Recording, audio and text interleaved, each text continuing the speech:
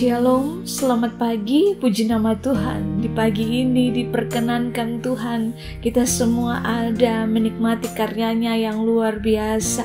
Di pagi ini saya menyapa Bapak Ibu semua, saudara-saudara yang kekasih. Dalam program bertumbuh dan berbuah, mari sama-sama kita bertumbuh, kita sama-sama haus dan lapar akan kebenaran firman Tuhan. Sebelum sabda kebenaran firman Tuhan disampaikan di pagi ini, saya mengajak Bapak Ibu semua kita bersatu di dalam doa.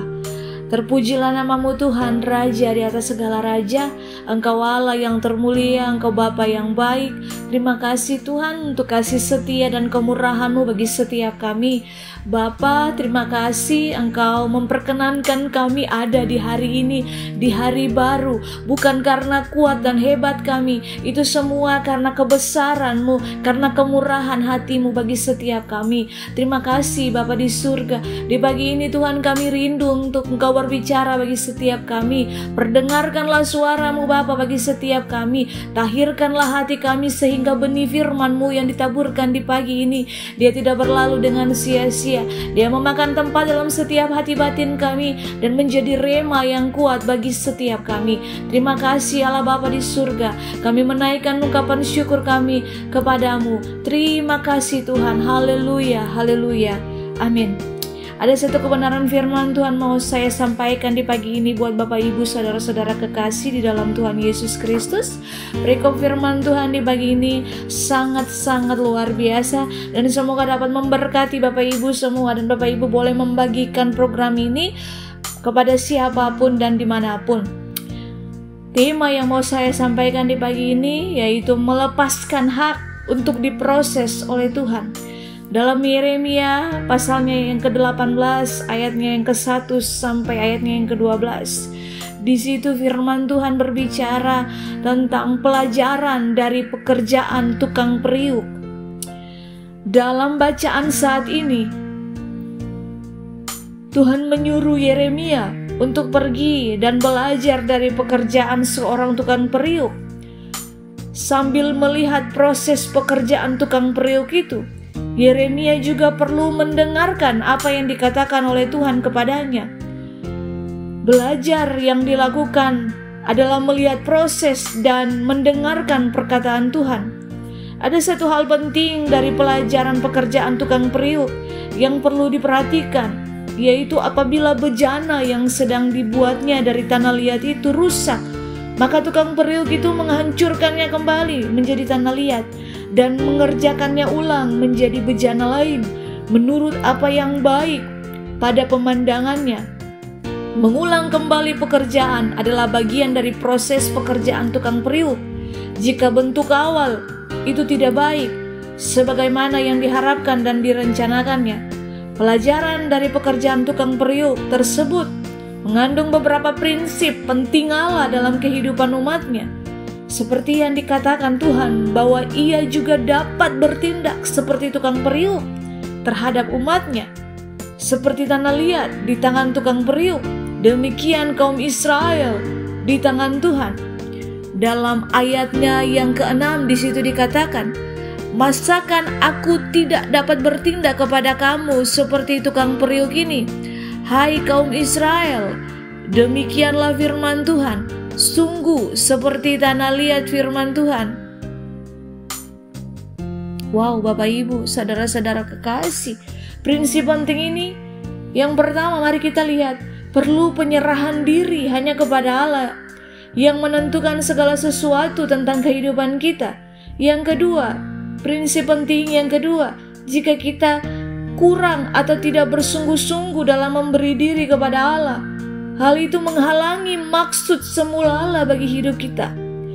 Prinsip yang ketiga, kita perlu menyadari bahwa Allah berhak untuk mengubah rencananya atas kehidupan kita.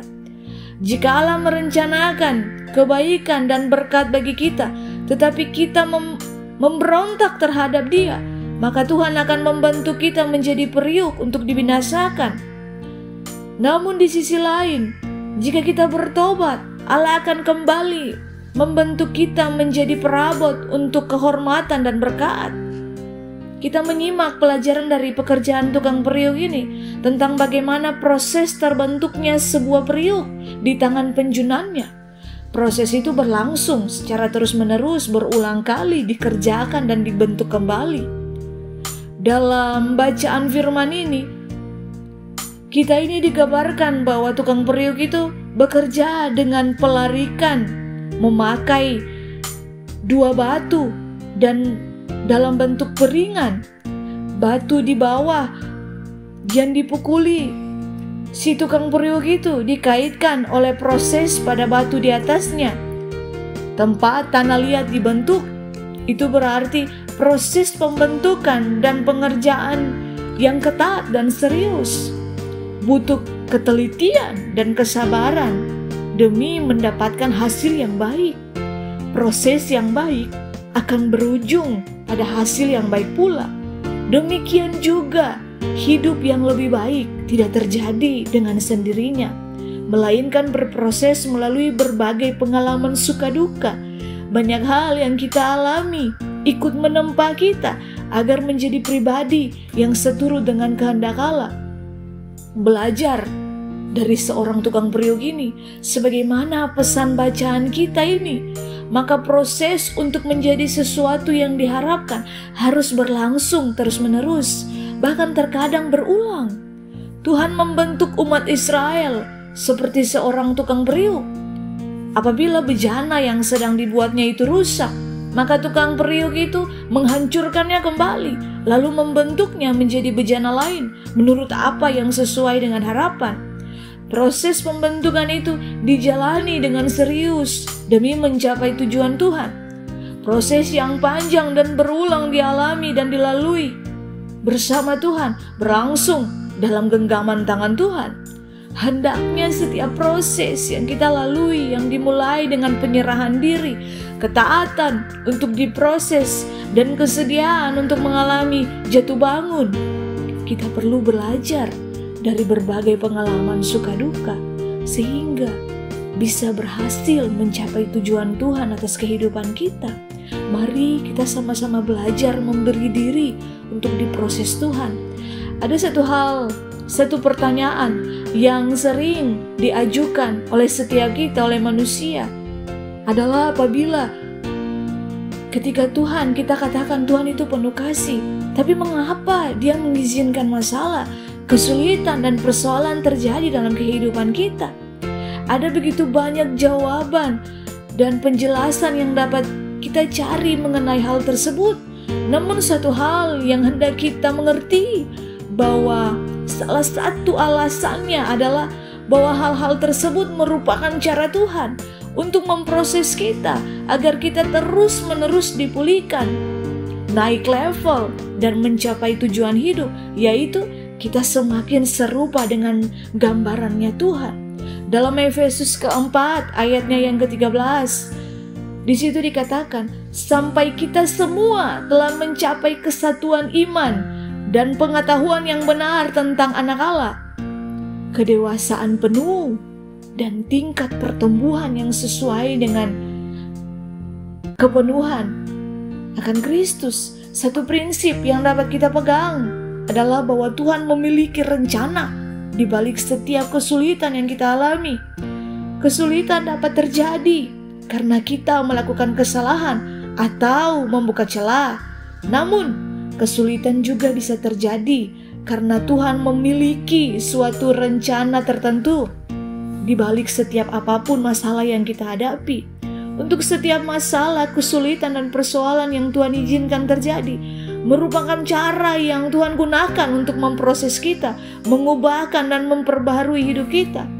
Tuhan tidak menjanjikan bahwa hidup kita di dunia adalah sebuah bentuk kehidupan yang tanpa kesulitan, tetapi Tuhan Yesus menjanjikan bahwa kita hidup di dalam Dia, maka kita bisa menjalani kesulitan apapun dengan damai sejahtera dan kuat hati karena Dia telah mengalahkan dunia. Dalam Yohanes pasalnya yang ke-16 ayatnya yang ke-33, di situ dikatakan,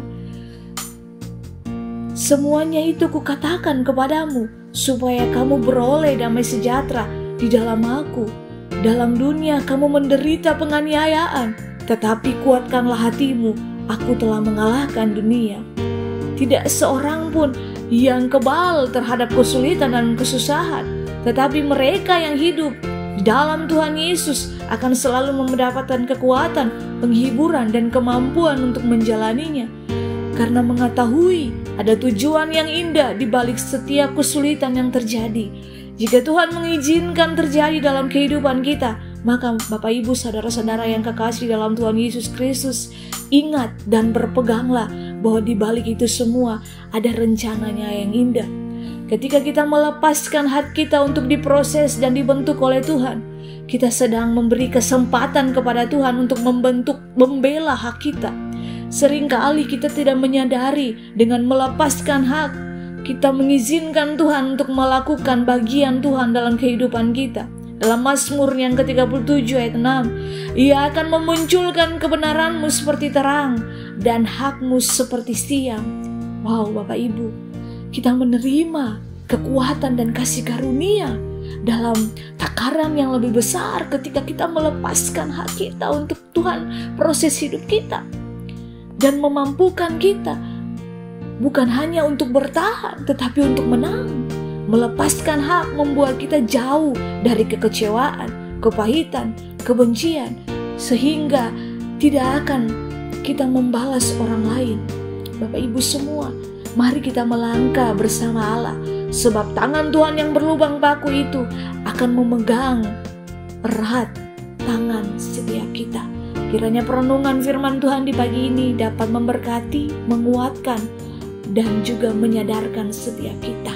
Mari kita melepaskan hak kita untuk dibentuk, untuk diproses. Biarlah kita semakin hari semakin disempurnakan. Tujuan Tuhan hanya satu, kita berkenan dan kita menjadi serupa, segambar dengan Allah. Mari Bapak Ibu kita merenungkan firman Tuhan ini dengan kita bersaat teduh. Mari kita berdoa. Bapa dalam kerajaan surga, terima kasih untuk kemurahan-Mu, untuk kasih karunia-Mu bagi setiap kami. Terima kasih untuk benih firman-Mu di pagi ini.